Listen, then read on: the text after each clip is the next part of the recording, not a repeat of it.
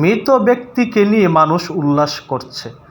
আমাদের বাংলাদেশের একজন কন্টেন্ট ক্রিয়েটর কারিনা কায়সার, সে ইন্তেকাল করেছে দিল্লির একটি হাসপাতালে। কারিনা কায়সার মৃত্যুবরণ করেছে। এখন আওয়ামী লীগ মতাদর্শের যারা আছেন তারা উল্লাস করছে, আলহামদুলিল্লাহ বলে ফেসবুকে পোস্ট করছে।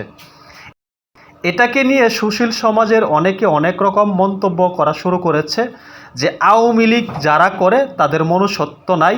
যদি মনুষ্যত্ব থাকতো তাহলে একজন মৃত ব্যক্তিকে নিয়ে এই ধরনের নোংরা উল্লাস করতো না।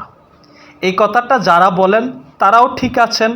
আরও একটা বিষয় থেকে যায়, যখন বঙ্গবন্ধুকে নিয়ে উল্লাস করা হয়, ধানমন্ডি ৩২ নাম্বার ভেঙে দিয়ে উল্লাস করা হয়, ডিজে গান বাজানো হয়, যখন 15ই আগস্টে ডিজে গান বাজানো হয়, তখন এই সুশীল সমাজ কোথায় থাকে?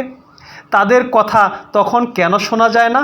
যারা আওয়ামী লীগ পন্থী মানুষ আছেন তারা এই ধরনের কথা বলছেন।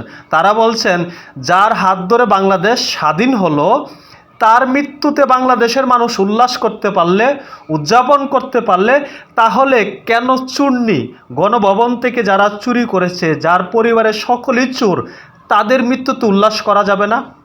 এখন যারা এই ধরনের কথা বলছেন, আওয়ামী লীগপন্থী যারা এই ধরনের উদাহরণ টেনে আনছেন, তাদেরকে আপনি কি বলবেন?